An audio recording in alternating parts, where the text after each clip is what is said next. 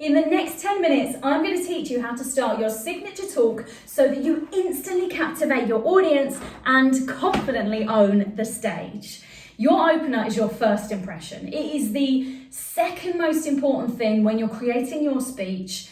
How you want your audience to feel is first. This is the end. This is the end destination. How you want your audience to feel, how you want them to think differently. That is your driving force, your North Star, your guiding light. But the second most important thing is your first impression, your opening line, your hook.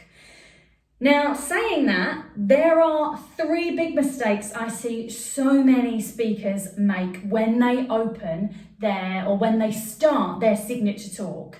So if you want to look confident, you want to sound powerful, and you want to have your audience leaning in, listening to you from the moment you start speaking, avoid doing these 3 things. Number 1 is introducing yourself. Now, I know it sounds really simple, but if your host, your MC, has just introduced you and then you go and repeat that,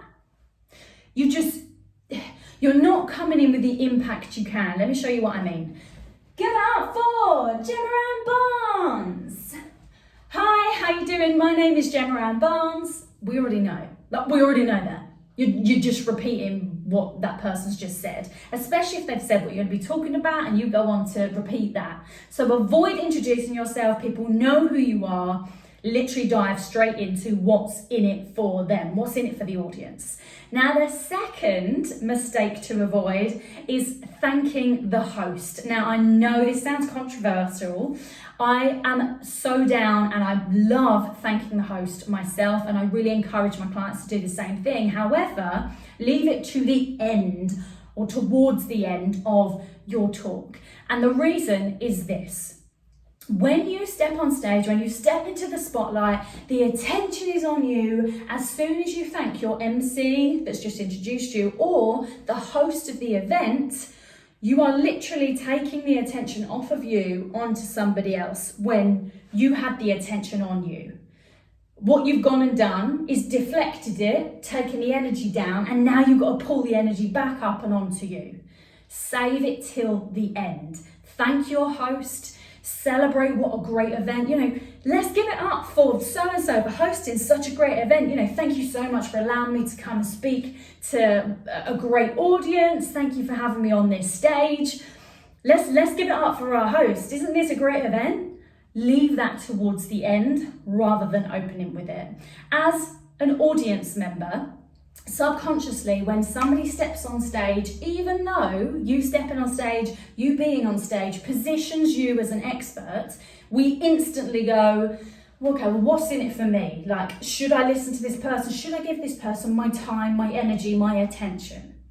Now, the third one is avoid at all costs. Avoid apologizing, stating that you're nervous. And when I say apologizing, I mean with your energy and your words.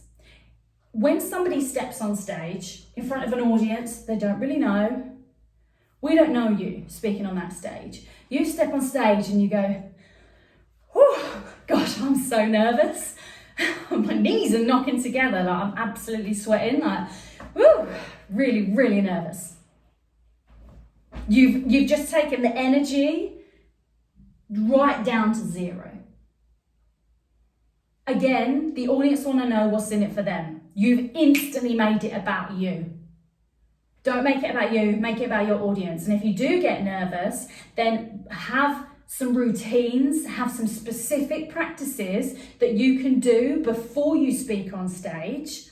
And when you start speaking on stage, that center your nerves, that ground you. Nerves aren't a bad thing. You can absolutely use your nerves as your superpower. Learn how to do that. Don't talk about your nerves. Empower your nerves and use them to skyrocket your success. Now, let's dive into how to actually start to position yourself as an expert, as someone that people should be paying attention to, that the audience should be listening to and paying attention to. Now we've gone through the don't do's, let's do the do-do's.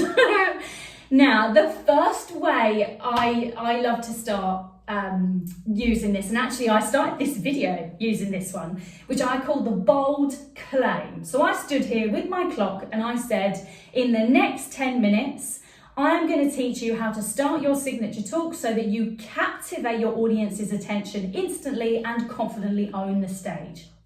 That is a bold statement. Let me give you another example. In the next 10 minutes, I'm going to teach you how to double your income. Yeah? All right then, I'm listening. No, I want to listen to that. Who doesn't want to know how to increase their income, how to double it? You got me all ears. A bold statement, we go, go on then. Let's hear this. Let's see this through. The second way that you can start that is really powerful, that I absolutely love, is the question. What if I told you that to become a more powerful speaker, you need to say nothing at all? Hang on, what? To become a more powerful speaker, I need to not say anything. How does that work? Your brain instantly is trying to work out the answer, that it's curious. And that curiosity is captivating. We want to know more. We want to know what the answer to that is. We want that explained. What if questions are really powerful openers. So massively recommend trying that if you haven't already or you haven't before, try that one. And then the third that I really like using is the personal story. Now I'm going to give you an example that I watched a video of Steve Jobs speaking in front of a graduating class and their family and friends. Now he stood up there on the podium and he started with this line. Truth is, I never graduated college. ... We as humans love a story. And what he's done with that line as well, he's created an open loop. It's unfinished. We want to know what happens next. The one thing I will say with stories, yes, they are the most powerful tool you have as a speaker, and your entire signature talk should be made up of stories because that is the number one way to engage with other human beings, to connect with them.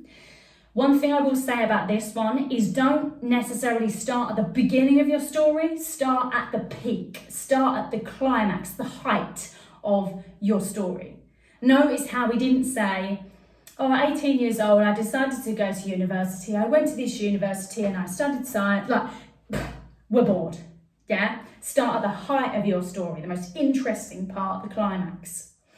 Now, there is one more that I would love to share with you, but I want to keep these videos in bite-sized chunks and I can see the time ticking away. I want to make sure that they're quick and easy for you to learn from. So if you want a part 2 for this video, then comment part 2 below and I will create another part. The other story that I want to share with you is probably my favourite, and I think it's the most fun opener. Fun for you and fun for your audience. So go to the comments below, type in the number 2 and click the little arrow to post.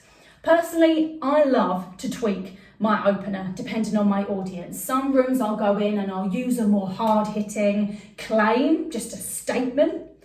Other rooms that I want to create a little bit more intrigue and softness, I might start with the question, the what if.